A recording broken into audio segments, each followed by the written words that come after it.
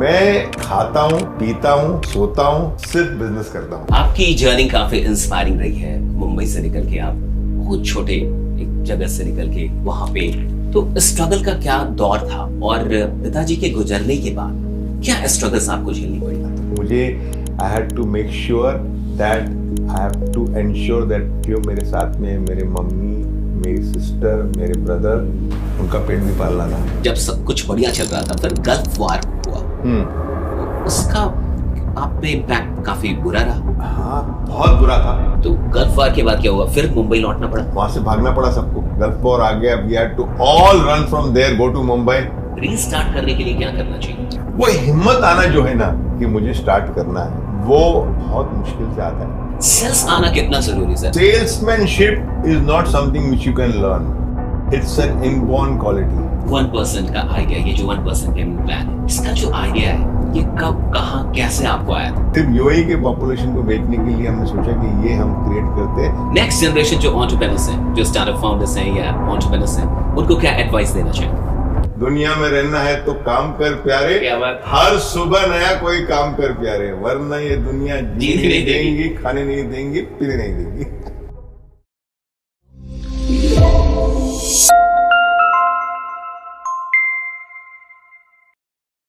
Hi everyone, right now I'm in Dubai and SKD podcast powered by Statement taking place in Dubai right now. और आज हमारे साथ जो guest है वो किसी परिचय के मोहताज नहीं है.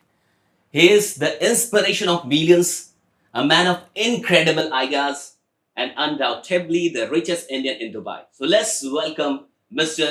Rizwan Sajan. सर सबसे पहले तो आपका स्वागत है. थैंक यू, आपको भी बहुत सारी मुबारक की for coming to Dubai and meeting us. So happy to meet you. You're doing a wonderful बहुत अच्छा काम कर रहे हो. अरे आपका मैंने देखा है प्रोफाइल, आपके इंस्टाग्राम, आपकी यूट्यूब, बहुत इंस्पायर करते हो काफी लोगों को. बहुत ही खुश हुआ sir. This means a lot to me, sir. Seriously, I mean it. What makes you so humble? I think I come from a very low middle class family. So Aahista Aahista आगे आया. तो जो फर्स्ट जनरेशन होगा ना, I mean touch wood, my second generation is also very humble, but first generation आपको हमेशा उनके उसमें कोई very few people you will see के पैसा बनने के बाद जो फर्स्ट जनरेशन है उसमें कोई घमंड आ जाएगी, ईगो आ गया.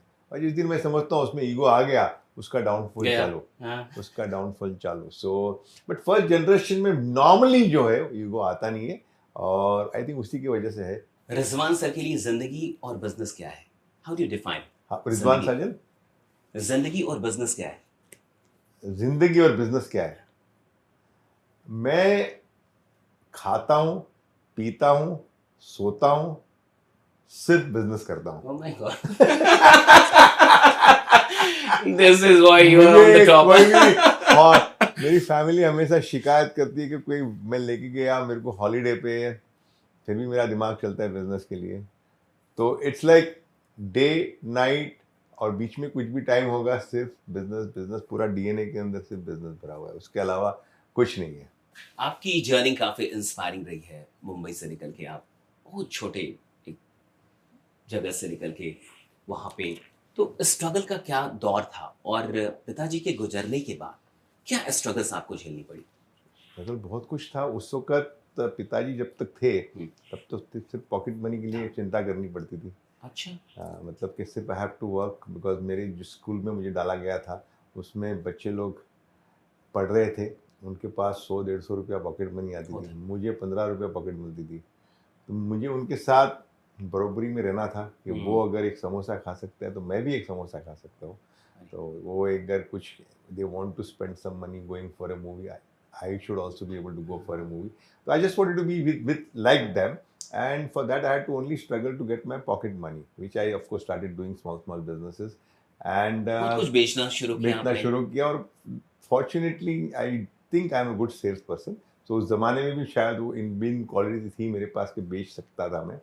तो 100-150 रुपया कमाने के लिए मैं काम करता था. लेकिन जब पापा गुजर गए तब तो पूरा फैमिली का पूरा जिम्मेदारी मेरे पे आ गई. बड़े होने के चलते तो मुझे I had to make sure that I have to ensure that जो मेरे साथ में मेरे मम्मी, मेरी सिस्टर, मेरे ब्रदर, उनका पेट भी पालना था. I have to make sure कि उनकी लाइवलीहुड अच्छे से चले। तो वो बहुत बड़ा धक्का था व्हेन माय फादर एक्सपायर्ड, कि मैं किस तरह से। तब क्या एज रही होगी आपकी? 16, एग्जैक्टली 16, Only 16. 16 साल का था तभी अचानक गुजर गए डैडी, एक्सपायर हो गए। एक एक्सीडेंट में गुजर गए बेचारे। And it was very very shocking, but that's what एक अचानक से तुम्हारे ऊपर पहाड़ गिर पड़ा कि यार अभी इसमें से बाहर निकलो, तो जिम्मेदारी ऐसी आ गई कि निकलना पड़ा। फिर रोड पे किताबें भी बेची? वो तो उससे पहले बेची थी। अच्छा, उससे पहले रोड पे किताबें बेची, फटाके बेचे, दूध बेचा? दूध बेचा, वो सब पॉकेट मनी के लिए बेची। अच्छा, वो सब पॉकेट मनी मनी के लिए बेची थी, वो 150 रुपया कमाने के लिए बेची। ये ख्याल कैसा है कि मतलब ये बेच लेते हैं और बेच के पॉकेट मनी कर लेते हैं? डैडी को पूछा पैसे दो मुझे। हाँ। डैडी ने पूरा बैलेंस शीट बता दिया उनका, अरे। देखो इतना कमा रहा हूँ, नहीं, इतना नहीं। मेरे पास है, हाँ। इतना मैं तुम्हारे को दे रहा हूँ, सिस्टर को दे रहा हूँ, तो मेरे पास इससे ज्यादा पैसे नहीं है। And he was right, like whatever he was earning he was spending on us. So we could realize that no, he cannot give us more than the education school fees which he was paying for it. And because I wanted to have a lifestyle which my friends were having, I said, what do I do now? या तो मैं मजबूरी में हमेशा उनके सामने हाथ फैलाऊं या खुद का पैसे कमाऊं। तो फिर मैंने सोचा कि नहीं यार, मैं ट्राई करके देखता हूँ। तो डैडी के पास गया कि मैंने कहा 500 रुपये दे दो मुझे और मैं एक छोटा सा बिजनेस करना चाहता हूँ। तो उसने बोला कौन सा बिजनेस करेगा तो 500 रुपये? 500 रुपये बड़ी रकम थी उस टाइम पर। मैंने कहा बुक्स दूंगा मैं उनको। तो आई वेंट टू मस्जिद बंदर, जहाँ पे होलसेल मार्केट हमारा होता है, वहाँ से बुक्स उठाए, ट्रेन में लेकर आया और सारे फ्रेंड्स को बोला, उनके डैडी मम्मी को, देखो आप बुक्स ले रहे हो स्टेशनरी शॉप से, आप मेरे से लो, सेम प्राइस में दूंगा, मैं आपको होम डिलीवरी करके दूंगा सेम प्राइस में, but don't buy from the stationery shop, buy from me. तो फिर उस वक्त मुझे जो डिफरेंस था बिटवीन द होलसेल प्राइस और इनको जो बेचता था, वो 12-15% मिल जाता था मुझे। That was good enough. एक किसी ने 200 रुपये की बुक खरीदी तो मेरे लिए 20 रुपये जमा हो जाता था। तो वो उस तरह से 100-150 रुपया मैं जमा करता था मेरे मंथली पॉकेट मनी के लिए। वो हो जाता था। वेरी हैप्पी, बहुत खुश था मैं, बिकॉज मेरे दोस्त लोग से ज्यादा पैसे थे मेरे पास। अच्छा। I could afford to give them, चाय पीना है, बिस्किट लेना है, मूवी पे चलना है, चल मैं निकालता हूँ तुम्हारी टिकट। क्या बात है। सो पिताजी के गुजरने के बाद फिर मतलब आपने क्या शुरू किया? फिर तो क्या हुआ कि ऑप्शन नज़र बहुत कम आ रहे थे। तो मेरे डैडी जिस कंपनी में काम किया, उन्होंने बहुत लंबा समय तक काम किया था। तो उन्होंने मुझे बुला के पूछा कि क्या बेटा तू क्या करना चाहता है? मैंने कहा मुझे कुछ भी आइडिया नहीं अंकल, मैं क्या करूँगा। तो उन्होंने मुझे जॉब पे रख लिया। तो उन्होंने मुझे 2000 रुपये सैलरी दिया। प्रोविडेंट फंड जो होता है अपने इंडिया में, प्रोविडेंट फंड मिलता है। 25 साल एक ही कंपनी में काम किया तो अच्छा खासा वैल्यू प्रोविडेंट फंड में निकल गया। तो उसको बैंक में डाला उस पैसे को। अच्छा, इंटरेस्ट उससे मिलते रहा। तो उस तरह से गाड़ी हमारी चल रही थी कि भाई छोटा सा मैं काम कर रहा था, छोटा सा प्रोविडेंट फंड से पैसे आ रहा था, तो और छोटा मोटा एक बिजनेस भी कर रहा था ऑफिस आवर्स के बाद, एक कुछ फाइल बनाने का, बॉक्स फाइल बनाने का। तो मेरी लाइफ ऐसी थी, सुबह में 6 बजे उठता था, 7 बजे स्कूल में पहुंचता था, 7 से 10 स्कूल, 10 बजे आई to go to 7 to 10 was school, 10 to 5 I was working with Nathani Steel, जहाँ पे मैं काम कर रहा था। 5 बजे वो छोटा सा बिजनेस किया था। उस बिजनेस के लिए एक फैक्ट्री में जाके वहाँ से माल उठाता था, वहाँ से होलसेल मार्केट में जाता था, वो माल लेके होलसेल मार्केट में बेचता था, पैसे कलेक्ट करके फिर वापस फैक्ट्री में माल देता था कि दूसरा दिन वो प्रिपेयर करे। और इस तरह से मेरी रूटीन चल रही थी 7 days a week at the age of 16 like. But best part was के ये करने से मुझे किसी के सामने हाथ फैलाने की जरूरत नहीं पड़ी। जो मुझे जरूरत थी 6-6.5 हज़ार रुपये महीने की, वो आराम से मेरे बन रहे थे उसके अंदर। पूरा टाइम लगा दिया, लेकिन उसे पूरा टाइम लगाना पड़ा, दूसरा कोई चारा नहीं था। जब तुम्हारे सर के ऊपर पड़ती है मजबूरी, तो there is only one option, is to get for it, and that's what I did. I mean it's not only me, I am sure जिसके ऊपर ये मजबूरी आई होगी वो सब उसी तरह से कहीं ना कहीं से उसने अपना रास्ता बना लिया होगा। सेल्समैन बनना, सेल्स में आना मजबूरी थी या शौक था? सेल्स पर्सन तो मैं समझता हूँ कि मैं इनबॉर्न, मेरे में क्वालिटी है, तो उस वक्त भी था। तो जब भी वो पॉकेट मनी के लिए सेल करता था, तभी भी ऐसा लग रहा था कि नहीं मैं सेल कर सकता हूँ, कर रहा था। तो उस वक्त भी मजबूरी थी पॉकेट मनी की। उसके बाद जो ज़रूरत पड़ी वो घर चलाने के लिए, तो आई वुड से मजबूरी ज़्यादा थी, लेकिन एक अच्छा लग रहा था मुझे। I was able to sell good. Very rejection मिलते होंगे? हाँ, सेल्स में तो रिजेक्शन रोज मिलते हैं।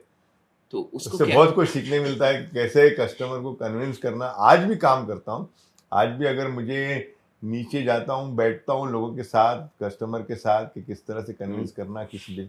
Today also if you ask me, I mean any deal which has to be close, मेरे जो पूरा स्टाफ है मुझे इन्वॉल्व करता है, सर आप बैठिए और ये क्लोज करके दे दीजिए।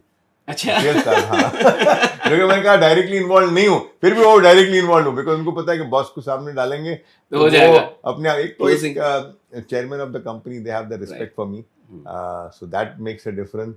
And then the way I'm able to convince about Dubai and that particular property which we are selling, तो थोड़ा easy हो जाता है काम, तो उनका भी कन्वर्जन जल्दी हो जाता है और अपने आप से बेचारे कर लेते हैं, ऐसी बात नहीं, लेकिन जहाँ जरूरत पड़ती मुझे उन लोग इन्वॉल्व कर लेते थे। कुवैत चलेंगे, कुवैत कैसे पहुंचे आप? क्या कोई पहले से था वहां पे? कैसे? डैडी एक्सपायर हो गए तो फिर मैंने कुवैत वाले अंकल को लिखा कि भाई देखो तुम्हारे भाई गुजर गए हैं, Okay, तो मुझे पैसे मत दो, मुझे हेल्प करो जॉब के लिए, वहाँ तो वहाँ पे कुवैत के अंदर। तो उन्होंने उस वक्त बोला बेटा तो खाली 16 साल का ही है, 16.5 हो गया था तेरा, तो 18 हो जाएगा तो मैं तुझे हेल्प करूँगा। मुझे अच्छा, ऐसा ये लगा बात कि है, हाँ, हाँ। मुझे ऐसा लगा कि ये अंकल सिर्फ खाली बोलने के लिए बोल रहे कि 18 तब तक भूल जाऊंगा मैं, और मैं भूल भी गया था। 18 Oh बर्थडे my को उनका God. मैसेज आया, रिजवान तूने लिखा था 1.5 साल पहले तुझे कुवैत आना है, तो अभी तो 18 साल का हो गया, एंड इफ अच्छा, you want to come I am willing to give you job of 18,000 rupees, which means मुझे मैं 6,000 रुपया बड़ी मुश्किल से 6-6,500 वो रुपया मारा जमा था कर रहा था, और मुझे अंकल ने ऑफर कर दिया 18,000 का 3 जॉब, तो मैं टाइम्स, पहुंच गया वहाँ पे। वहां चले गए। बहुत वहां 3 वह- टाइम गुना सैलरी। अच्छा, वहां जाके पहला काम क्या किया आपने?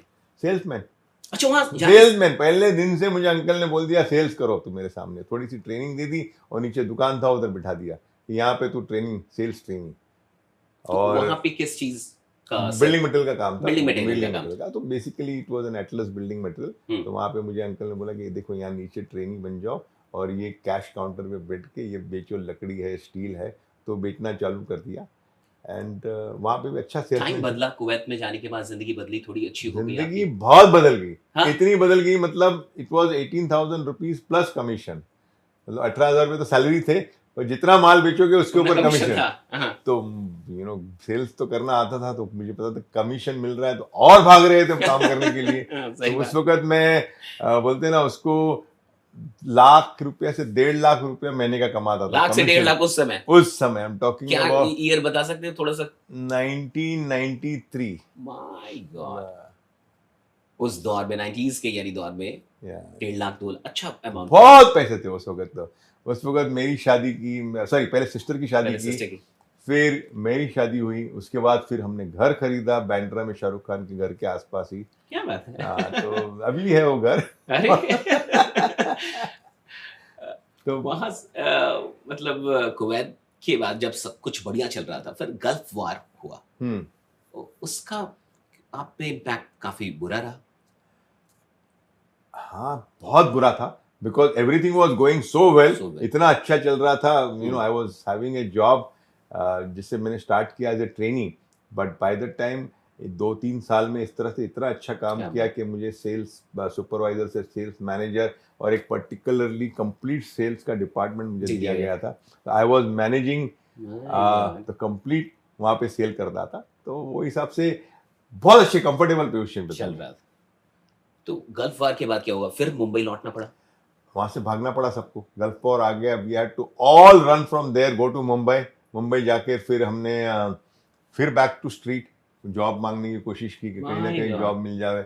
कोई जॉब देने को रेडी नहीं है, कोई जॉब इसलिए नहीं दे रहा है, बोले यार रिजवान तू तो, तेरे पास तो एजुकेशन है ही नहीं, तेरे को कौन देगा job, and this to ask me what how much you educated. तो अनफॉर्चुनेटली मुझे तो हायर भागना एजुकेशन। पड़ा था 18 ईयर्स हाँ। के एज में, तो मैंने हार्डली एजुकेशन जो 11 11 12 पास करके मैं बस। निकल गया। तो मुझे पता बीकॉम भी नहीं है, तो मतलब बीकॉम भी नहीं है, कुछ भी नहीं किया है, तो कुछ भी नहीं किया है, तो क्या कर सकते हैं, मतलब खाली माल बेच सकता हूँ, आई कैन ओनली सेल। तो अभी सेल के लिए कौन बिलीव करेगा कि माल बेच सकता है, तो किसी ने जॉब नहीं दिया। तो मैंने कोई कुवैत दुबई एक किसी का माल बेचता था मैं कुवैत में, उसको मैंने लिखा कि प्लीज मुझे जॉब दे दो, बिकॉज तुमने देखा है कि मैं कितना अच्छा कितना माल अच्छा। आपका बेच सकता था इन Oh my कुवैत। God. उन्होंने मुझे जॉब दिया, फिर उनके चलते आप दुबई आए? उनके चलते मैं दुबई आया, उन्होंने मुझे दुबई बुलाया, 1 साल के लिए रखा मुझे, क्या बात है? और फिर मैंने सोचा कि नहीं, इनके लिए भी मैंने इतना अच्छा काम किया है, कुछ मैं अभी मैं अपना काम करूंगा। वहां से शुरू हुआ। वहां से यानी शुरू हुआ, मेरी वाइफ से बात किया कि देखो 100,000 दिरहम्स मेरे पास जमा हो गए अभी, ठीक। और उस 100,000 दिरहम्स में मैं अपना बिजनेस काम करूँ। तो वाइफ थोड़ी नाराज हो गई उस वक्त कि यार अभी तो इतना तुम अच्छा सेट हुआ फिर से, अभी हाँ। पहले तुम सेट थे, फिर गिरे, फिर अभी सेट हो गए, फिर वापस तुमको नया कुछ काम करना है। तो मैंने कहा ट्राई करने दो, हो गया, वरना 5-7 हजार की नौकरी तो कोई भी दे देगा मुझे। तो वैसे स्टार्ट होगा। बहुत लोग रीस्टार्ट नहीं कर पाते सर, हम्म। मतलब बहुत लोग रीस्टार्ट नहीं कर पाते जिंदगी में। रीस्टार्ट करना काफी टफ होता है। जैसे आप कुवैत से आए, मुंबई आए, टफ था जॉब खोजना, फिर भी आप फिर आए यहाँ पे, फिर एक आपने एम्पायर बिल्ड किया। रीस्टार्ट करने के लिए क्या करना चाहिए? वो हिम्मत आना जो है ना कि मुझे स्टार्ट करना है, वो बहुत मुश्किल से आता है। और बिकॉज एक आदमी एक कंफर्ट जोन में होता है, जैसे मैं भी एक कंफर्ट जोन में था, शायद मैं कुवैत में होता मैं कभी स्टार्ट नहीं करता। बिजनेस ऊपर नहीं। जा रहा था, मैं आराम से कमा रहा था, हाँ, अच्छा जा रहा था, मैं नहीं स्टार्ट करता।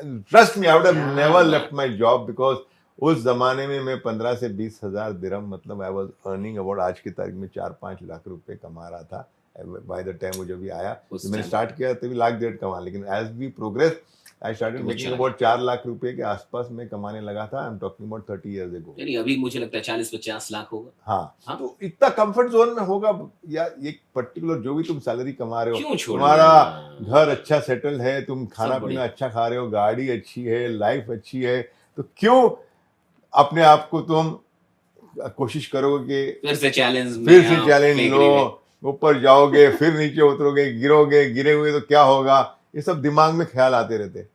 तो हमने कहा कि नहीं, मैं नहीं कुछ करूंगा।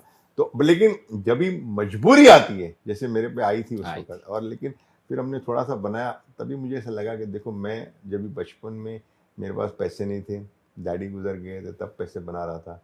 कुवैत में गया, मैंने मेरे अंकल को बना के दिया। हाँ, ये दोस्त ने जिसने मुझे दुबई दुबई में में बुलाया, हाँ। उसको पैसे बना के दिया। तो there is something in me which I want to try. अगर नहीं जमा तो फिर तो नौकरी कर ही लेंगे, नौकरी को ही देंगे। वो तो मिल ही जाएगा। सेल्स सेल्स आना कितना जरूरी है सर? अगर किसी को सेल्स आ जाए जिंदगी में, तो आपको लगता है कि मतलब कि वो कुछ ना कुछ कर लेगा? हर आदमी को सीखना चाहिए sales. Salesmanship is not something which you can learn. Okay, It's an inborn quality. Okay, just for example, ठीक क्रिकेट खेलना। ठीक। आज क्रिकेट कितनी भी आपको कोचिंग दी जाए और आपको बोले कि बाबा ये आपको बनाया है, अभी आप जाके मैदान में खेलो, लेकिन जब तक आप में वो इनबॉर्न Inborn. क्वालिटी नहीं है एज ए क्रिकेटर, तुम कभी सक्सीड नहीं करोगे। Without taking anybody's name, I just want to tell you, you have to have that inborn quality for you to succeed. And if you have that inborn quality, you can brush It can be and make it polished. Polished. But अगर नहीं है तो आपको मैं बोलूँ कि यार ये ओके, थोड़ी बहुत ट्रेनिंग में दे सकता हूँ जिससे आप थोड़ा ब्रश अप कर लोगे, but you cannot be a top sales person if you don't have the inborn quality. Sell कर लोगे तुम, लेकिन अगर टॉप सेल्समैन बनने के लिए you have to have that inborn quality. और वो बहुत आसानी से नहीं, वो ऊपर वाले का एक बोलता है ना, कर्म होना चाहिए कि आपको दिया गया हो इनबॉर्न क्वालिटी। कोई भी बिजनेस के लिए आप कर लीजिए। सबसे खास क्या होता होगा ऐसे, मतलब कि जिनके अंदर सच में इनबॉर्न क्वालिटी है? कैसे पहचानते हैं आप? इतने लोगों को आपने हायर किया, ट्रेन किया, कैसे पता चल जाता है कि नहीं इस बंदे में सच में वो सेल्स वाली बात अरे है? मैं खुद सेल्स पर्सन हूँ, तो जब मैं मिलता हूँ ना, हाँ। तो with in fraction of Oh my few God. Minutes I can figure out कि ये काम कर पाएगा या नहीं नहीं कर पाएगा। अच्छा, मैं नहीं बोलता हूँ कि सब जिसको हायर कर रहा हूँ I am 100% right, but 7 out of 10 I think the people who have hired have My been God. Very successful. And 2-3 शायद फिर गलत कभी कभी हो जाता है, वो 10 मिनट के अंदर इंटरव्यू के अंदर तुम क्या जज कर सकते हो, बट तो 7 आप- out of 10 people have been hired by me have been very very very successful. आप एमबीए देखते हैं, डिग्रियां देखते हैं, या फिर आप कुछ और चेक करते हैं? नहीं, एमबीए नहीं देखता हूँ मैं, डिग्री बिल्कुल नहीं देखता हूँ, क्या बात है, ये सबको सुनना चाहिए। बिल्कुल हाँ। एमबीए की डिग्री नहीं देखता हूँ मैं, उसकी क्रेडिबिलिटी देखता हूँ, उसका ट्रैक रिकॉर्ड देखता हूँ। ओके, फॉरगेट क्रेडिबिलिटी, आई से उसका ट्रैक रिकॉर्ड देखता हूँ। ट्रैक रिकॉर्ड में if I want to hire somebody, the most important thing which I look is to कहाँ से उसने स्टार्ट किया और कहाँ वो गया स्लोली स्लोली। बिकॉज जनरली क्या होता है कि मैं खुद का मैं एग्जांपल मेरा अपने आप को देखता हूँ when I am hiring a person, कि if I have to hire a person, he started as a supervisor, and from supervisor how he become a manager, and from manager he started managing the team, अगर ये उसके पास वो team है ना, इसके पास वो quality है ना, वो बिल्कुल आगे जाएगा। बट अगर वो सुपरवाइजर में जैसा हायर किया है और उसी कंपनी के अंदर वो 5 साल तक वो सुपरवाइजर ही रहा है, उसको मैं कभी हायर नहीं करूंगा, कभी नहीं करूंगा। He has to have grown up in the company, then only I will hire him, otherwise I will not hire him. And most important, the track record of the person कि कितनी साल job किया है। ऐसा नहीं कि 2-2 साल में जॉब चेंज कर रहा है। अगर 2 साल में चेंज कर रहा है तो भी नहीं हायर करूंगा। कम से कम 5, 7, 8 साल उस कंपनी के अंदर काम किया है तो हायर करूंगा उसको, कि वो चलने लायक है कि नहीं, लंबा चल मतलब रहा वो है उसके ऊपर तुम भरोसा कर सकते हो कि नहीं। वरना वो पता चला कि यार एवरी 1.5 साल 2 साल चेंज कर रहे हो तो मतलब नहीं हो बंदे को हायर करना। And whether he or she is able to learn and get better out of it, मतलब वो ग्रो कर सकते हैं कंपनी के अंदर। लर्निंग एटीट्यूड चीजें चीजें हैं या नहीं है कि ये मतलब अभी इस वक्त अब लाइफ की इस मुकाम पे आने के बाद क्या ड्राइविंग फोर्स होता होगा? अभी भी आप कह रहे थे कि मैं जागते उठते सोते हमेशा बस दस चलते रहता है। क्या ड्राइविंग फोर्स क्या होगा अब काम करने का? क्या ड्राइविंग फोर्स होता होगा? I think it's a passion. जैसे पैशन वो एक है, वो पता नहीं वो पैशन है। आज भी मैं रात में every day I start at 10:30 11 o'clock and I work till 9-9:30 every day. If I have to go somewhere, मुझे जाना है कहीं पे एक डिनर के लिए, इसलिए मैं थोड़ा गायब हूँ। Otherwise I would sit in the office till 9-9:30। You enjoy? I like, अच्छा लगता है। और not to make money, I enjoy. आप वो चीज करते हो जिसमें आपको मजा आती है। ऑफ कोर्स पैसे तो बनते हैं उसमें, डेफिनेटली तुम काम करोगे पैसे बनेंगे, बट मुझे काम करने में अच्छा लगता है। मुझे I feel a very satisfaction कि अगर मैं कुछ काम कर रहा हूँ, कोई अच्छा काम कर दिया तो I feel very happy about it, और उसमें मजा आता है मुझे। 1% का आइडिया, ये जो 1% पेमेंट प्लान है, इसका जो आइडिया है ये कब कहाँ कैसे आपको आया था? क्योंकि इसके चलते पूरी दुनिया जानती है आपको। आपने बड़ा आसान कर दिया दुबई में, मतलब घर लेना, चीजें करना। ये आइडिया कैसे आया था? दुबई में कहानी क्या है, मतलब एग्जैक्ट स्टोरी चाहिए इसके पीछे की। बिजनेस जब स्टार्ट करना था प्रॉपर्टी का, तो बहुत बड़े बड़े जब भी मैंने, okay I will put it this way, whenever I have started any business, always started with some USP. I will give you an example. Okay, building material जब भी हमने स्टार्ट किया था, तो बिल्डिंग मटेरियल सब लोग बेसिक बिल्डिंग मटेरियल बेच रहे थे। Actually, I'm not going to sell basic building material only. I'm going to sell all the decorative building material. And that was my USP, that this company is not selling only a plywood and steel. He's selling all the different decorative which is required to build a building or an interior of that shop. Yeah. So for any business you want to start, you need to create a USP. तो building material में हमने ये USP किया कि सब चीज आपको एक ही दुकान में मिलेगा, और anything you want, you can order from this shop. तो after that Danube home start किया। डेन्यूब होम के अंदर भी ऐसा किया कि आपको कार्पेट्स है, कर्टन्स है, डोर्स है, एल्यूमिनियम है, विंडोज है, सब कुछ एक ही दुकान में मिलेगा, एक ही फिक्स प्राइस पे मिलेगा, आफ्टर सेल्स सर्विस मिलेगा। तो that was the USP of Danube. तब उस समय दुबई में ऐसी कंपनियां नहीं थी, ऐसी नहीं थी, कोई भी नहीं था।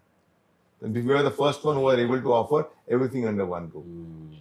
जैसे आप देखते हो होम डेपो अमेरिका में, वैसा हमने mini home depot type Danube home create किया। फिर हमने कहा प्रॉपर्टी में आ रहे हैं तो I have to find some USP, वरना मुझे तो खा जाएंगे लोग, बड़े बड़े जाइंट्स है, बड़ी बड़ी कंपनियां तब भी ना।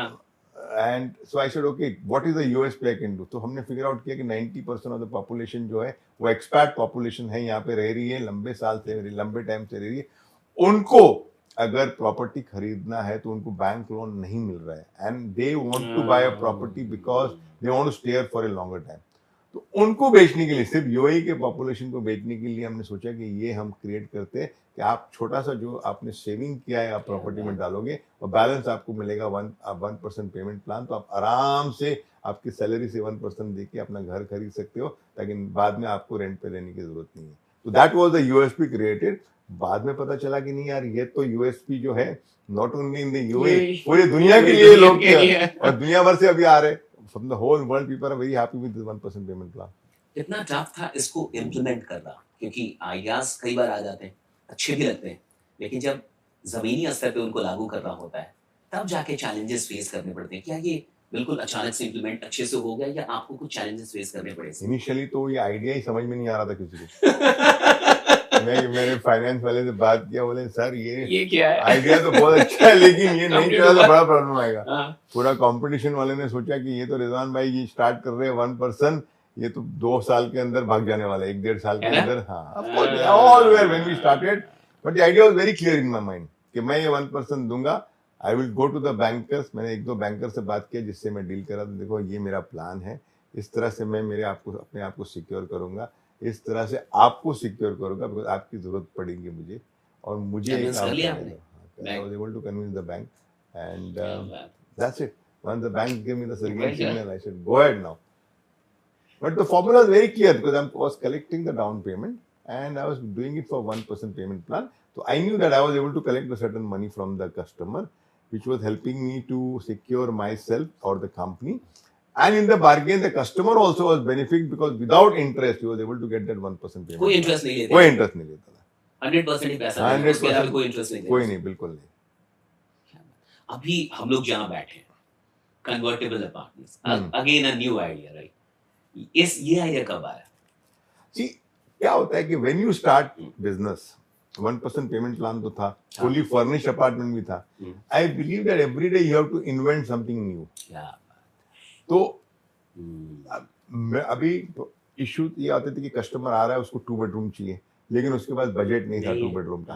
वो तो फिर फर्स्ट सही बात चाहिए, लेकिन 1 बेडरूम का पैसे की बजट है, और नहीं चाहिए तो। चाहिए 2 बेडरूम का, बच्चे लोग को रहना है, दादी की मम्मी डैडी को रखना है। ऐसे ओके, लेट्स क्रिएट समथिंग। हम इसी बिजनेस के अंदर, डेन्यू होम के अंदर, फर्नीचर के अंदर है, तो एक आइडिया है कि क्यों ना, हमने कहीं देखा था कि नहीं, इसको हम लोग कन्वर्टेबल बना दे ताकि दिन में आपका लिविंग रूम हो जाए, रात में आपका बेडरूम हो जाए। कन्वर्टेबल बन गया, people are very happy because पैसे 1 बेडरूम के ही दे रहे हो, लेकिन आपको रहने के लिए 2 बेडरूम मिल जा रहे हैं।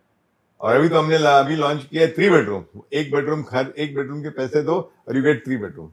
उसी में बैठे हुए हैं हम लोग, उसी में बैठे हुए आपको बताऊंगा वीडियो के अंदर कि आपका एक छोटा सा एक कमरा ऐड कर दिया जिसको आप मल्टीपर्पज रूम बोल सकते हो, जिसमें आप मंदिर बना सकते हो, ऑफिस बना सकते हो, या उसको बेडरूम बना सकते हो, या बच्चों के लिए, किड्स के लिए, कुछ भी कर सकते हो। I mean, you have, it's a multi-purpose room, including a washroom inside, a proper washroom with a shower, so that can be created as a separate room. So that means you are paying for 1 bedroom, you are getting 3 bedroom. अब ये project चल रहा है, किस नाम से चल रहा है? Aspires, Aspire, जिसके अंदर ऑफिस और रेसिडेंस सेम बिल्डिंग के अंदर है, सेम बिल्डिंग में। Same building. कब तक हैंडओवर हो जाएगा? अगर कोई 3 साल में, एनी प्रोजेक्ट हम लोग 3 साल में हैंडओवर उससे पहले ही कर देता हूँ। डेन्यूब पे एक ट्रैक रिकॉर्ड है, whenever you buy from Danube you will be getting handover before time.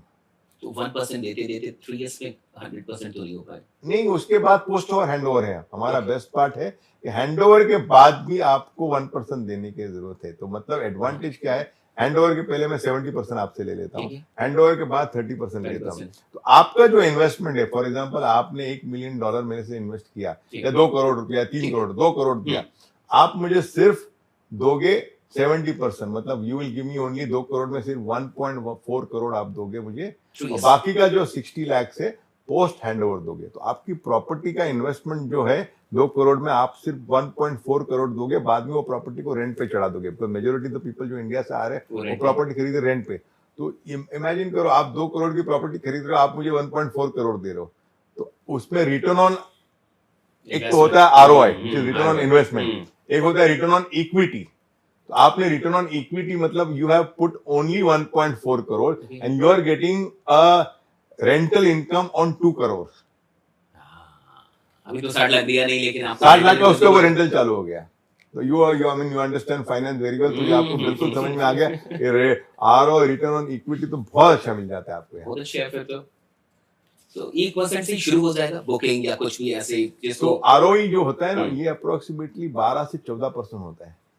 यहाँ पे ROI 7 to 8 to 10% होता है, बट ROE इज 12 to 14%।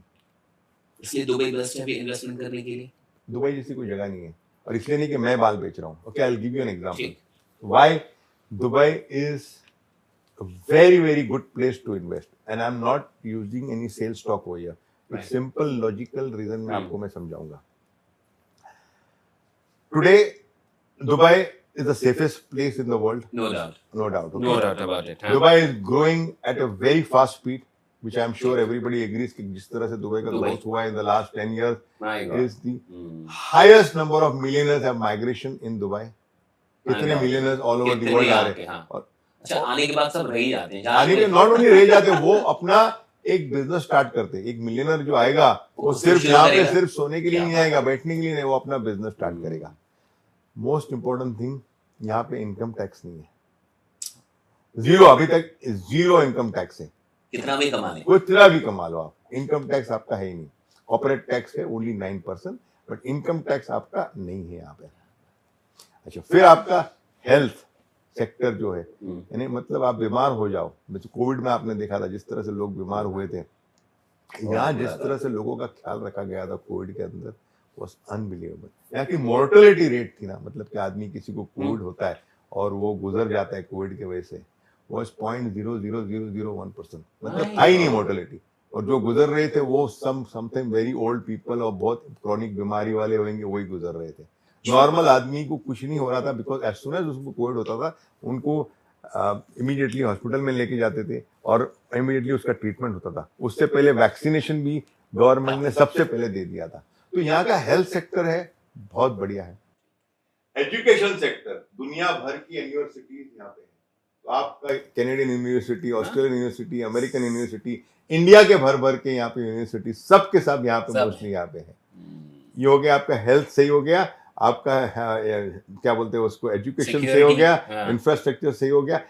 फिर मोस्ट इंपॉर्टेंट थिंग, आपको कोई कंट्री में रहना है तो आपको एक वीजा चाहिए। तो आपने छोटा सा इन्वेस्ट किया, $550,000 का आपने प्रॉपर्टी खरीदी, आपको गोल्डन वीजा मिल जाएगा। कितने पे? $550,000 पे। वो भी आपको पूरे पैसे देने की जरूरत नहीं है, सिर्फ आपने 10%, 10+4 दिया, मतलब कि 550,000 में $50,000 आपने दिया, आपको 10 साल का गोल्डन वीजा सिर्फ आपको नहीं, आपकी पूरी फैमिली को मिलेगा। पूरी फैमिली को मिल जाता है इतने में। आज मुझे यूएस का अगर 10 ईयर का कुछ ग्रीन कार्ड बोलते हैं, इन लोगों का पीआर बोलते हैं, जो भी बोलते हैं, आप लेने की कोशिश करो, देखो कितने पापड़ बेलने पड़ते हैं। यहाँ 10 साल का सीधा आपको गोल्डन वीजा गवर्नमेंट बुला के दे देगी अगर आपने $550,000 की प्रॉपर्टी ली।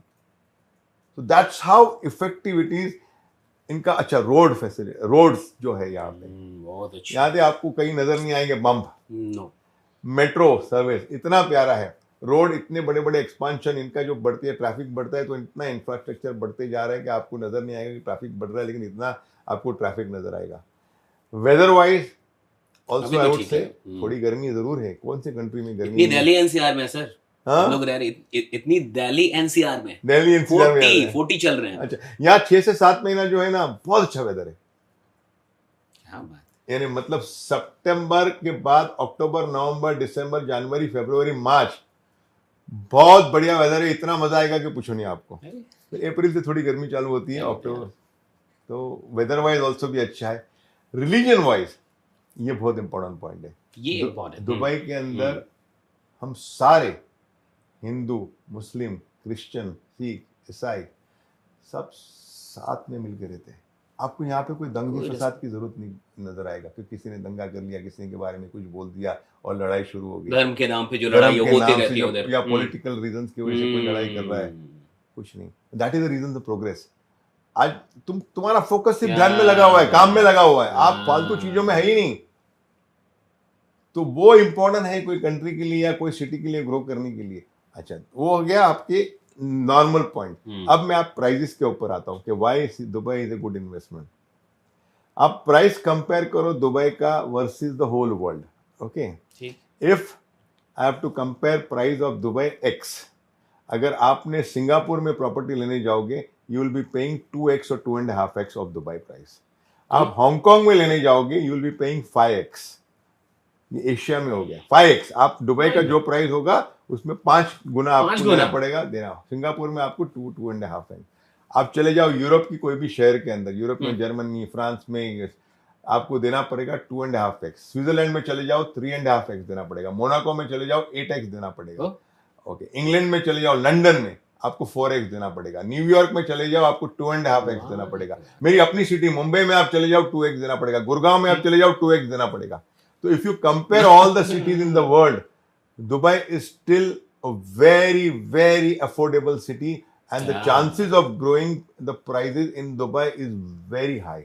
मतलब जैसे ये आगे जाएगा वैसे प्राइस ऊपर जाएगा। बिकॉज एज ए डेवलपर मैं देख रहा हूँ लास्ट ईयर मैंने क्या प्रोजेक्ट क्या प्राइस में लॉन्च किया, तो आज मैं उसको 20-25% एक्स्ट्रा प्राइस में लॉन्च कर रहा हूँ। इसलिए नहीं कि मैं एक्स्ट्रा पैसे बना रहा हूँ, बिकॉज वो लैंड उसका महंगा है, उसका कंस्ट्रक्शन कॉस्ट ऊपर गया और मुझे पता है कि अगले साल और 20-25% ऊपर जाएगा। जितना लेट आप करोगे दुबई में इन्वेस्ट करने के लिए उतना आपको महंगा पड़ेगा। और दूसरी बात बता रहा हूँ, 2 साल के बाद यहाँ पे कसिनो आ रहे हैं। मतलब रासल खेमा में कसिनो आ रहा है, रासल खेमा यहाँ से अच्छा। 1 घंटे की ड्राइव है, सिर्फ ओनली 1 आवर ड्राइव इन रासल खेमा। जब यहाँ पे कसिनो आ जाएगा ना, तो और यहाँ पे बुम बुम बुम बुम होगा बस, माय इतना गॉड, प्राइस ऊपर जाएगा कि अनबिलीवेबल ऊपर जाएगा। ये ये राइट मेरा टाइम ये लिख के लेना किधर राइटिंग के अंदर, क्या कि रिजवान बात, साजन ने बोला है जिस दिन कसिनो आएगा ना, किस तरह से प्रॉपर्टी मल्टीप्लाई होने वाला है। यानी ये बेस्ट टाइम है इन्वेस्ट कर देने का, बिल्कुल। सबसे अच्छा टाइम है अभी, जिन लोगों ने नहीं किया मतलब अब कर देना और चाहिए। मैं नहीं बोलूंगा कि दानूब में इन्वेस्ट करो, हम्म, I will never tell any of my listeners कि because I am telling या you come and buy from Delhi, invest in Dubai, you will make money. Dubai में पैसा लगाओ, अगर आपका पैसा खोटा हुआ तो मुझे बदला। यू विल, जो बोलते हैं ना बूम है और ये पैसा खत्म आपका जाएगा, कुछ नहीं भाई, छोटी सी दुबई है, 3.5 मिलियन हम लोग पॉपुलेशन है, 3.5 मतलब 35 लाख यहाँ पे पॉपुलेशन है। आज मुंबई जहाँ पे रहता हूँ उसकी पॉपुलेशन कितनी है? करोड़ करोड़ 25, 2.5 करोड़। हाँ, तो दुबई को अगर ग्रोथ करना है, 50% भी ग्रोथ करना है, आई एम टॉकिंग अबाउट खाली 15 लाख ऊपर ऐड करना है मुझे, उसमें तो दुबई भर जाना है। और बाकी जो मेन जो एरियाज है जिसको बोलते हैं सेंटर अपार्टमेंट, जो मेन सेंट्रल जिसको बोलते हैं दुबई के अंदर जिसमें जमीन है, वो इतना सा ही है भाई, वो खत्म हो रहा है डे बाय डे अच्छी जगह। तो अगर मैं आगे इन्वेस्ट करूंगा तो मुझे वो प्रॉपर सेंट्रल दुबई में नहीं मिलेगा, फिर आपको बाहर जाना पड़ेगा। तो अभी जो प्राइस मिल रहा है आपको, यू आर टॉकिंग अबाउट $500 पर स्क्वायर फीट से लेके आपको $1000 में अच्छी से अच्छी जगह मिल रही है पर स्क्वायर फीट, मिल जा रही है, मिल जा रही है। अगर बॉम्बे में अच्छी जगह में लेना चाहता हूँ, बैंड्रा में या नरीमन हाँ, पॉइंट या बिल्कुल। वहाँ पे आपको $2000 देना पड़ेगा। आप हिसाब कर लीजिए, यहाँ पे मैं बात कर रहा हूँ 70, 75, 80 हज़ार रुपये पर स्क्वायर फीट, वहाँ पे 1.5 लाख रुपये फुट देना पड़ेगा। अगर आप कोई भी बॉम्बे सिटी में लगा लीजिए जहाँ पे अच्छी लोकेशन है, 1.25 से 1.5 लाख रुपये देना पड़ेगा, वर्सेज यहाँ पे आप दे रहे हो 75,000 से 80,000 रुपये पर square feet. That is a high location. I am talking about medium, जैसे बोलते हैं $500 मतलब 40,000 पर स्क्वायर फीट में आपको अच्छे मतलब जिसको आप अंधेरी बोलते हैं या उसके बाद वाला सिटी कंपेयर करो तो दुबई इज चीपर। तो Dubai is definitely a great place to invest, and with all the things which I told you, it cannot go wrong. It cannot go wrong. Anybody is investing in Dubai is going to make money, and this is good for your children because you invest now, your children are going to benefit out of it. अभी जैसे मान के चलिए कोई 2 करोड़ आज लगा रहा है यहाँ पे, 3 साल बाद, 4 साल बाद उस प्रॉपर्टी की रेट कहाँ चली जाती होगी, कितना appreciation I would say 20-25% appreciation I can count आराम से। इतना हो ही जाता है यहाँ पे, उतना होता ही है। तब तो बेस्ट है। तो जब 4 साल 5 साल में आपका पैसा डबल है ही, 4 साल के अंदर बहुत अच्छे हैं, अभी तक तो हुआ है सुरक्षित रूप में। एक तो मुझे लगता है कि रियल एस्टेट सबसे सेफेस्ट प्लेस है इन्वेस्टमेंट, और सेकंडली ROI तो अच्छा ही है आपका, आपको 7 to 10% ROI मिलता है, 12 से 14% आपको ROI मिलता है बिकॉज ऑफ पेमेंट प्लान। और क्या चाहिए, आप इंडिया में आज लगाओगे पैसा, कितना ROI मिलता है आपको। इसलिए आप इंडिया में शुरू नहीं कर रहे? इंडिया में शुरू या कोई ऐसा है मतलब विजन है कि कभी ना कभी शुरू करेंगे? ऑफ कोर्स कभी ना कभी करूंगा, मैं एज एन इंडियन है डेफिनेटली करूंगा, मेरा भारत महान और मैं जरूर करूंगा इसके लिए। लेकिन फिलहाल हम इतना बिजी है दुबई के अंदर कि टाइम नहीं मिल रहा। जब यहाँ पे मार्केट कुछ कम होगी तो मैं आऊंगा। मेरे लिए सबसे बेटर है जल्दी जाके भारत में कुछ चालू करो, बिकॉज सब लोग जानते हैं मुझे, मेरे लिए सब लोग जानते हैं। या आपको तो मिलियन लोग, सब लोग फॉलो करते हैं, सब लोग देखते हैं आपको, अच्छी बात। अच्छा, ये आइडिया कैसे आया? ठीक है, इस पे थोड़ा सा आते हैं। ये इन्फ्लुएंसर भी हैं आप एक तरीके से, मिलियन लोग आपको फॉलो करते हैं, कई करोड़ लोग आपकी वीडियोस देखते हैं और आप उससे भी बहुत वैल्यू ऐड करते हैं। ये आइडिया कब आया था कि नहीं आते हैं सोशल मीडिया पे आते हैं? मैं इसे बोलते हैं ना, ऐसे ही स्टार्ट कर दिया हमने। मुझे किसी ने, मेरे नेव्यू ने मुझे बोला कि अंकल आप पाइए सोशल मीडिया पे। मैंने कहा यार मैं क्या करूंगा, उसने मुझे टिकटॉक बोला था। तो एक रील बना के डाला तो लोगों ने बहुत पसंद किया। हमने कहा ये तो बहुत अच्छी जगह है बिकॉज एक रील डालो और इतने लोगों की थ्रू जाती है। फिर उसको ऊपर हमने काम किया। इनिशियली तो बहुत तकलीफ भी हुई रील बनाने के अंदर, पढ़ के मैं बोल रहा था। लेकिन आहिस्ता आहिस्ता फिर हो गया एक आदत की नहीं, विदाउट पढ़े भी बोल सकता हूँ मैं, कुछ भी दिल में आया मैं जल्दी से बोल देता हूँ, तो वो अच्छा हो गया। और उसके वजह से मुझे अच्छा फायदा हुआ है बिकॉज आज क्या हो गया, बिकॉज सोशल मीडिया की वजह से लोग जानते हैं मुझे। मैंने भी आपको सबसे पहले मतलब सोशल मीडिया पे ही देखा, इंस्टाग्राम पे। मैंने तुरंत मैसेज किया था आपको, आपकी वो वीडियो थी जिसमें आप बता रहे थे कि ऐसे रूम में मैं रहता था, इतने वर्कर साथ में रहते थे, सुबह 4 बजे 16 आदमी लोग रहते थे हम लोग, 16 लोग एक रूम के अंदर 16 आदमी रहते थे हम लोग, बंक बेड ऊपर नीचे, बाथरूम 2 ही था, 16 आदमी को बीच में। सुबह सबको ऑफिस भागना होता था और सुबह लड़ाई होती थी, बाहर निकल जल्दी मेरा टाइम है। वहां से निकल के क्या चाहिए बिजनेस में सफल होने के लिए? कोई नया बिजनेसमैन है, कोई अभी शुरू कर रहा है, क्या 3-4 चीज़ें होनी चाहिए कि हम बिजनेस में सफल हो सकते हैं?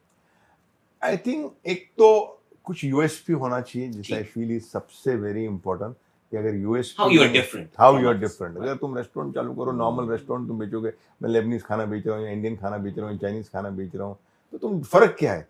कुछ तो तुम्हारे में यूएसपी क्या होनी बात चाहिए, तो वो एक होना चाहिए। है। एंड उसके अलावा एक्सपीरियंस डेफिनेटली होना चाहिए, जो भी बिजनेस आप स्टार्ट करोगे। करेक्ट। ऐसा नहीं बिकॉज आपके जेब में पैसा है और अच्छे शेफ हो, ओके, आपके जेब में पैसा है और अच्छा शेफ हो, तो तो आपका रेस्टोरेंट नहीं चलेगा। आपको रेस्टोरेंट का बिजनेस का नॉलेज होना चाहिए कि रेस्टोरेंट किस तरह से चलता है, किस तरह से खरीदी करोगे, किस तरह से आप कस्टमर से बात करोगे, किस तरह से कस्टमर को सर्व करोगे क्या प्लेट के बात है। अंदर, वो टेस्ट कैसा होगा, वो पूरा एक एक्सपीरियंस जिसके लिए आपको 2-3 साल काम करना होगा कर लेना रेस्टोरेंट चाहिए। में, फिर आप चालू कर सकते हो। क्या बात है। Just because a body builder you can not start A gym, उसका भी एक ओह! एक्सपीरियंस होगा, क्या तो भी बात है। आपको जिम, तो मैं खाली बता रहा हूँ आपको, खाली बहुत बड़ी बात। ये हाँ। वो एक्सपीरियंस होना जरूरी है। और सेकंड थिंग, जो आइडिया आया उसको इम्प्लीमेंटेशन करना जल्दी से। उसको अगर सोचते रह जाओगे कि यार मैं उसको कल करूंगा, परसों, यानी वो खाली पेपर में बना के खाली उसका उसको यार ये भी करना चाहिए, वो भी करना चाहिए, सोचना नहीं है। जो दिमाग में आया फटाफट चालू करके you have to give an every day come out with a new idea. आज डेन्यूब है, वी कम आउट विद कुछ ना कुछ नया लाते हैं कस्टमर के लिए। अगर नहीं लाओगे तो फिर तुमको तुम्हारा कंपटीशन तुमको लेके चला जाएगा। ये रहता अभी भी? अभी भी है ना, आपने देखा ना, मैंने आपको बताया ना, ये पहले 1 का 2 बनाया हमने कन्वर्टेबल, अभी 1 के 3 में बैठे हो आप 3 में बैठे अपार्टमेंट हैं। में। नेक्स्ट अरे तो इस लेवल पे भी दिमाग में मतलब ये चलता है कि कॉम्पिटिशन है और बरकरार रहना है, कुछ ना कुछ नया करना होगा। ये चलता अपने है? आप आ जाती है idea, veins your mind keeps thinking कि कुछ नया लाना है, हुँ। अपने आप आइडिया आ जाता है।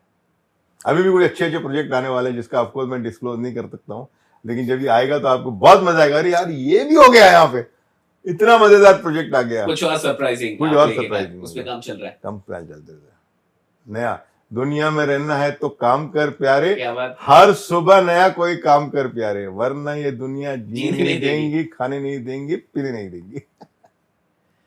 आपकी सक्सेस का अगर कोई राज पूछे हम्म, कि कैसे वहां से उठ के एक 16 लोगों के साथ एक छोटे से कमरे में रहने वाला इंसान और फिर आज कई लोगों को घर दे रहा है।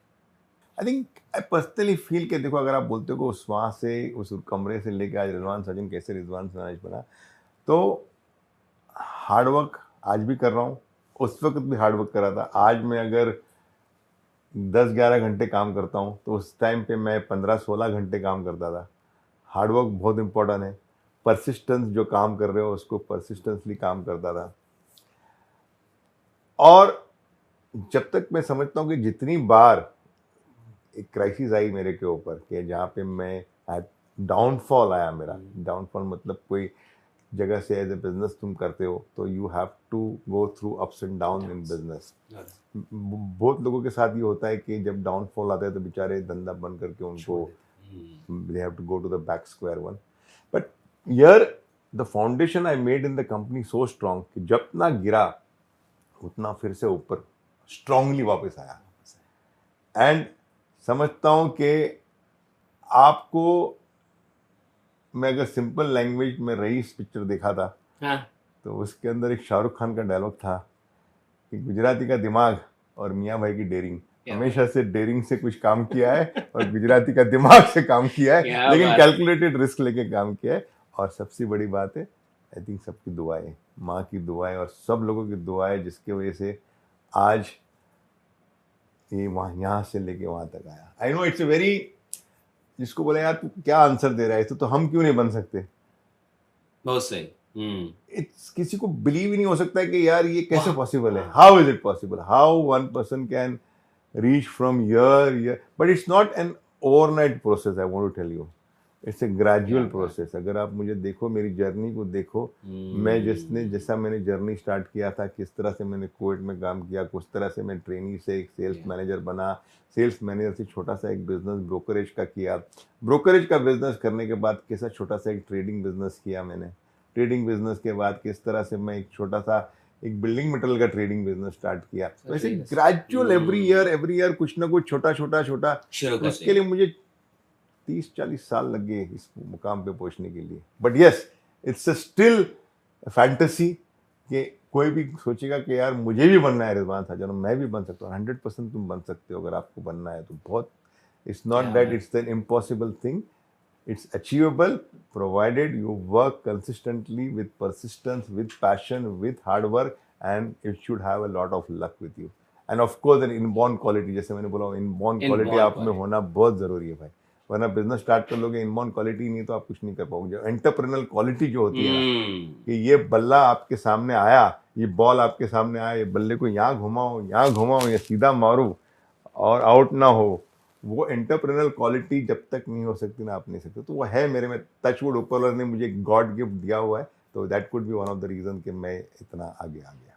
तो और मुझे लगता है कि आपने इतनी मेहनत भी की है और आज भी आप जब 10 से 12 घंटे, तो वो जो पैशन है, वो जो मेहनत है, उसके चलते भी मुझे लगता है कि कई लोग के अंदर वो चीज़ें होती हैं, लेकिन वो शायद वहाँ तक पहुँच ही नहीं पाते क्योंकि उतनी मेहनत नहीं कर पाते या आई थिंक मेहनत करते हैं भाई. मैं बता रहा हूँ ना, मेहनत डेफिनेटली करते हो. लक भी साथ देना चाहिए. लक को कैसे देखते हैं आप? क्या डेफिनेशन है लक की आपकी मैं नज़र में? समझता हूँ कि बिजनेस के अंदर तीन हिस्सों में बांटूंगा मैं. ठीक, एक है आपका हार्डवर्क, ओके, एक है आपका एंटरप्रेन्योर क्वालिटी, ठीक, and third is your luck. Luck. Hard work होगा, एंटरप्रेन्योर क्वालिटी होगा, लक नहीं होगा तो कुछ नहीं होगा. तो भी लक होगा, हार्डवर्क होगा, एंटरप्रेन्योर क्वालिटी नहीं होगा तो भी कुछ नहीं होगा. Oh my तो God. सब कुछ होना, ये तीनों का कॉम्बिनेशन होगा तो ही तुम बन सकते हो. क्या बनाता है भाग्य? मतलब भाग्य कैसे बनता है? किसी का लक कैसे बनता है? यार ये तो ऊपर वाला ही जानता है ना? हाँ, मैं तो भाग्य ऊपर वाले ने बनाया मेरे पे. आई थिंक इसका जवाब मैं ऊपर वाले से पूछता हूँ. भाई थैंक यू सो मच पूछता हूँ कि मैं उनसे रोज शुक्रगुजार करता हूँ कि आज जो भी हूँ because of what you have given me and everybody around me, and that's the reason ये है. But it's a God gift. और मैं यही बोलूँगा कि अगर आपको भी भाग्य करना है, अच्छे कर्म करो, अच्छा काम करो, एंड अपने आप भाग्य हो जाएगा, अपने आप ही लग आ जाएगा. मेरे पीछे तो लगता है मेरे मदर, फादर, ग्रैंड माँ, ग्रैंड फादर की दुआएं है. मैंने सुना है कि हर रोज आप माँ के साथ कुछ टाइम बिताते हैं. क्या है वो डेली का रूटीन ऐसा है कि देखो मम्मी आज 85 ईयर्स की हो गई है. तो उनका जो पूरा लाइफस्टाइल है, बेचारे वो मूवी देख के खुश हो जाती है. मतलब कि पुरानी मूवी लगाओ, कोई धर्मेंद्र की, अमिताभ बच्चन की, दिलीप कुमार की, तो वो सब देख के, वो सब गाने सुन के शी इज़ वेरी हैप्पी. तो उनके साथ बैठता हूँ. अभी तो शाहरुख खान भी पसंद है उनको, उनकी मूवी पसंद आती है उनको. तो गोविंदा बहुत पसंद है उनको, गोविंदा की मूवी, गोविंदा काफ़ी हंसाते हैं उनको. संजय दत्त की मूवी बहुत पसंद है. तो all this movies I put for her, I watch with her आधा पौना घंटा. और फिर उसके साथ उनकी जो मज़ा आती है, वो देखो देखो देखो क्या कर रही है, वो देखो कितना बदमाशी कर रही है, देखो all this she keeps talking and I enjoy all that sitting with her. और मज़ा भी आता है अगर पुरानी पिक्चर को आप देखो ना बैठ के मम्मी के साथ में, and the way she enjoys, and when I am sitting with her, उनके जो एक्सप्रेशन बाहर निकलते हैं वो बहुत अच्छे निकलते हैं. कितना इम्पोर्टेंट है आज. एक्चुअली आज ऐसा हो रहा है कि बच्चे माँ बाप को टाइम नहीं दे पा रहे हैं और वृद्धाश्रम, बहुत सारे वृद्धाश्रम खुल चुके हैं भारत में भी, मैं देख रहा हूँ. और अजीब सा एक ट्रीटमेंट है माँ बाप को लेके. क्या कहना चाहेंगे न्यू जनरेशन आई थिंक गलत है ना? गलत है, बहुत गलत है. बिकॉज माँ बाप ने, जिसने आपको पैदा किया, जिसने आपको इस मकाम पे पहुँचाया, उसको तुम आश्रम में छोड़ के आओ. वो सोच भी कैसा सकते हो तुम सोच कैसा सकते हो कि जिस माँ बाप ने आपको इतना लायक किया, इतना बड़ा पोस्ट के, उसने पूरी जिंदगी आपके लिए निकाल दी, उसको तुम आश्रम में छोड़ के. अब मेरे जहन में तो नहीं आता. I would never do that to my mother. When I got married also, मेरी वाइफ से पहला कंडीशन था कि हमारी मम्मी हमारे साथ में है और उनका ख्याल मुझे रखना है. एंड लकीली वाइफ भी, कॉपरेशन उसका अच्छा था कि उन्होंने, मेरे बेटे ने जब शादी की उसने भी वही बोला, देखो मेरे मम्मी डैडी साथ में है, मैं उनको नहीं छोड़ूंगा. तो आपने घर के अंदर मिलजुल के रहना है. तो वो परंपरा आज भी चल रही है, and we are so happy कि 4 जनरेशन खुशी से रह रहे हैं. लास्ट क्वेश्चन सर आपसे ले रहे हैं हम लोग की, नेक्स्ट जनरेशन जो एंटरप्रेन्योर्स हैं, जो स्टार्टअप फाउंडर्स हैं या एंटरप्रेन्योर्स हैं, उनको क्या एडवाइस देना चाहेंगे? उनको यही बोलूँगा, आप जिस जनरेशन में हो, बहुत ही फास्ट जा रही हो generation. So you have to catch up with what's happening around you, because the competition level is definitely increase. अगर आप you can not be working like me, जिस तरह से हम लोग बेसिक काम कर रहे थे और बेसिक जो सीख रहे थे कि बाबा ये खरीदा ये बेचा Yes. इतना पैसा कमाया, नहीं। आज का जिस जनरेशन जिस दौर पे जा रहा है उस तरह से पूरा टेक्नोलॉजी, जिस तरह से AI, एआई का innovation. ट्रांसफॉर्मेशन हो रहा है, इनोवेटिव आइडियाज आ रहे हैं, इनोवेटिव सब चीज पे ध्यान में रखना है और उसके ऊपर एक्सेल करना है, खाली ध्यान नहीं रखना है। क्या बात you have to study, you have to make sure that you are excelling in all of them, and most important अपना यूएसपी बनाओ। क्या एक बात। तो एक टेक्नोलॉजी को सीखो और अपना यूएसपी बनाओ, फिर अपना बिजनेस स्टार्ट करो, और एक्सपीरियंस लेने के बाद, बिकॉज एक्सपीरियंस नहीं लोगे, फिर से मैंने बोला कि अगर आप शेफ हो और एआई सीखने के बाद भी आप नहीं कर सकते, थोड़ा एक्सपीरियंस लो, बाद में आप काम करो, जरूर थैंक यू आगे जाओगे। So much sir, thank you so much sir, अपना वक्त देने के लिए बहुत बहुत शुक्रिया। Thank you Sushant, thank you Thank you so so much, so happy to meet you, thank you so much, and you are wonderful as I said before. Thank you so Thank much sir.